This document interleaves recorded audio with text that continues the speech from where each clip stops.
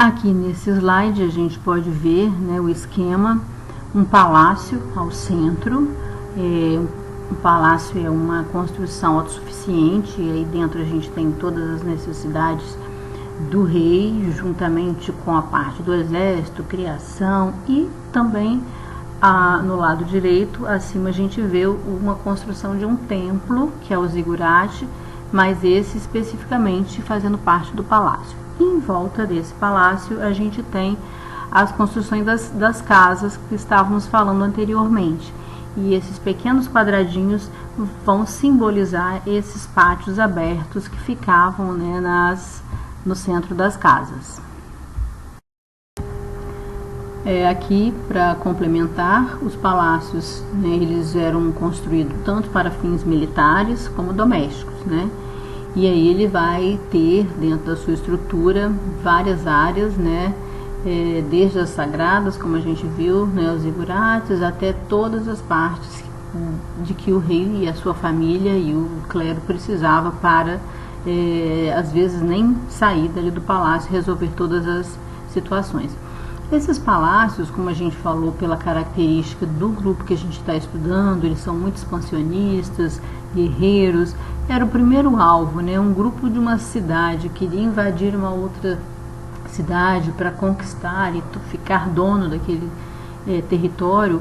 O alvo central era sempre o palácio. Por isso hoje a gente tem poucos exemplos. Eles sempre eram muito destruídos, porque se eles conseguissem invadir o palácio, e eles teriam ali o comando para o resto da cidade. Então a gente tem essa dificuldade na história da arte de ter esses exemplos, né, desses palácios, mas sabe-se que eram construções altamente sofisticadas e que davam ao rei todo o conforto, tanto para ele como para a sua família. Mais embaixo então a gente tem os zigurates, que eram chamados também de templos-torres. Eles são sobreposições de blocos com base de um trapézio, que vão, né, sendo construídos uns sobre os outros. E aí a gente tem zigurates com duas plataformas até 4, né? Vamos ver a seguir alguns exemplos desses tipos de construções. E neste slide a gente tem a reconstrução do Palácio de Sargão II, onde a gente pode ver, né, quando os autores nos observam que eram construções autossuficientes, que eles realmente tinham ali toda a necessidade da família e do rei. E a gente pode ver também, por exemplo, esses espaços abertos, né, de área em área. Então possivelmente a gente tem áreas determinadas, né, em várias regiões desse tipo de construção, e também os seus pátios internos, que levavam ventilação para as áreas construídas, como conversamos, porque por vezes a gente tem as construções com paredes altas, inclinadas, e aí vocês observam que a gente não tem, né, as janelas. E aí esses pátios tinham essa necessidade, né, de levar conforto dentro dos espaços, né, no caso aqui o palácio. Esses que vão seguir são os zigurates, são os templos, né, chamados também de templos-torres. Hoje também, né, bem deteriorado mais pela ação do homem do que pela ação do tempo, né, porque a gente comentou desde o início que o adobe é um material frágil, mas os mesopotâmios eles conseguiram desenvolver, né, um processo construtivo que deu resistência a esse material, fazendo essas paredes bem grossas, paredes inclinadas aqui, porque é uma região com muito vento, né? E aí se eu tenho uma inclinação na parede, eu consigo que o vento resvale e não fique incidindo de uma forma mais ortogonal, conservando mais as paredes. Normalmente a destruição eram, né, decorrentes de guerras, de invasões, como a gente comenta que é a própria característica desse grupo quando a gente estuda. Então é um zigurate com 2 pavimentos, eles parecem verdadeiras montanhas feitas de barro, né, a sua aparência. Esse croquis aqui já é de um outro zigurate, ele já tem 4 pavimentos, né, como a gente pode chamar, e ele vai diminuindo, né? À medida da base, tem uma área maior, menor, menor, e essas bases elas são realmente para estruturar e fazer o edifício ficar alto. Não havia a intenção de uso desses espaços. Por vezes uma câmara para guardar um estoque, alguma coisa de material, mas não necessariamente uso. O uso era o último pavimento, né? O acesso por escadas em rampas. A gente vê também aqui o uso, né, das entradas do arco, da abóbada, inclusive lá no último andar a gente tem onde era realmente as cerimônias, a identificação para entrar na porta, né, uma porta em arco e abóbada. Nesse outro croquis também para a gente ver já uma cidade com muros. A força da água em períodos de enchente, como comentamos já, ela era bem expressiva, então você não pode fazer um muro e deixar ele todo fechado. A necessidade de fazer algumas aberturas, e com isso eles canalizavam as águas para dentro dos espaços, para dentro das cidades. Então a gente vê lá na ponta, no fundo, provavelmente um palácio, né, onde a gente tem até um templo lá construído no zigurate, e as casinhas ao redor desse palácio.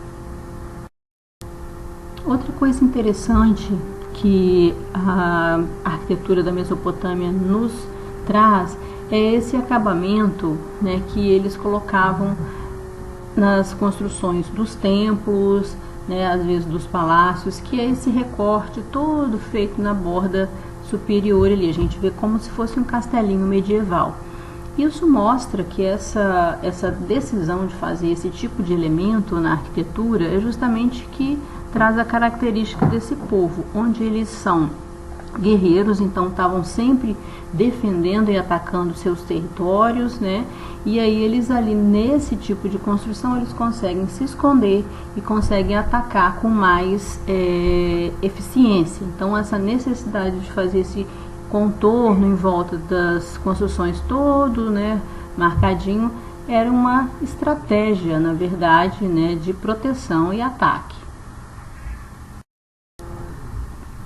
Com o passar do tempo, os mesopotâmios foram avançando, né, na utilização do material da argila e já conseguiram fazer os cozimentos. Então os tijolos já eram cozidos, bem similar com o que a gente tem hoje, esse tijolo maciço.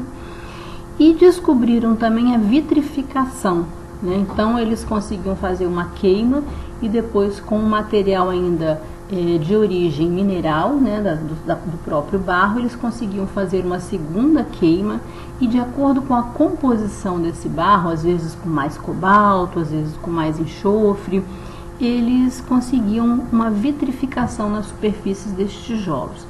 E a reação da queima trazia uma cor, né? Aí a gente vai vendo que as primeiras cidades da Mesopotâmia eram cidades que tinham aquela cor natural do barro. Ela já vai ganhando um colorido, né? No caso aqui o azul, o ocre, né? Esse é o portão da cidade da Babilônia, né? Da deusa Ishtar. Então, para você entrar na cidade, você tinha que passar por esse pórtico, era uma necessidade de proteção. E vocês veem que ele tem as guaritas, sempre tinham guardas ali verificando quem entrava e quem saía da cidade. E no centro, o arco e a abóbada que faz a entrada da estrutura do pórtico, né? E aí a gente vê esse avanço que foi e deu uma nova característica para a cidade e uma nova cor. Esse pórtico da entrada da cidade da Babilônia, hoje na realidade está em um museu em Berlim, na Alemanha. Ele foi transportado para lá, mas que o que tem lá hoje é uma réplica, né, na Babilônia, mas que eu chamo a atenção de vocês para vocês darem uma olhada na riqueza da estética, assim, onde eles vão se inspirar, né, para fazer a estética, a decoração, né, o adorno do uso dos tijolos vitrificados. Vão se inspirar na natureza, vocês podem ver na lateral ali o tipo de palmeira, vão fazer os enquadramentos com pequenos detalhes, vão colocar os animais que são os grandes guardiões, né, da cidade. Eles faziam exércitos desenhados de animais para proteger essa cidade. E lá em cima, né, chama a atenção de como era o acabamento desses muros, dessas construções, que refletiam muito o estado, né, de sempre guarda, né, estavam sempre ali vigiando, guardando, atacando conforme a necessidade. Esse outro esquema aqui é para a gente entender também o quanto que os mesopotâmios cuidavam, né, da estética dos seus espaços. Então você vê aqui que tem toda uma aplicação de pinturas, são organizados dentro de cenas, né, crenças, deuses. Então eles estão sempre ornamentando todo o ambiente, principalmente os ambientes dos palácios, com o uso de uma técnica de pintura chamada de afresco, né? O afresco é um tipo de técnica de pintura que você tem que ter a argamassa do fundo úmida ainda, então faz a parede, põe o reboco, né, com a argamassa. Enquanto essa argamassa estiver úmida, o artista vinha com os pigmentos e ia fazendo os desenhos. E assim que essa argamassa secava, ela ficava impregnada daquele pigmento. É um tipo de pintura que tem uma durabilidade muito grande, né? É uma pintura mural, né? Assim como a gente tem os grafites, porém o grafite ele tem uma durabilidade menor, uma vez que quando ele é feito, ele já vai para a parede seca. Aqui não, eles tinham todo, né, esse cuidado de fazer com ela úmida, para que esse pigmento ficasse impregnado dentro dessa argamassa, e aí ela tinha uma durabilidade muito maior.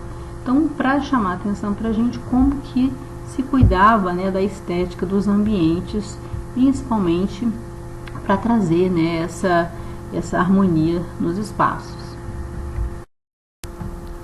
Esse último slide da série sobre arquitetura traz a fachada do Palácio de Sargão II, já uma réplica, né, no Museu do Louvre, em Paris.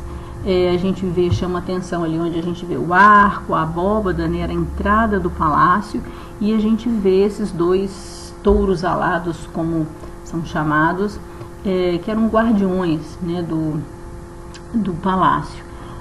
Ao pátio central se encontram mais dois e ao centro mais outro. Então, era um total de 5 touros alados que faziam ali toda a guarda do palácio.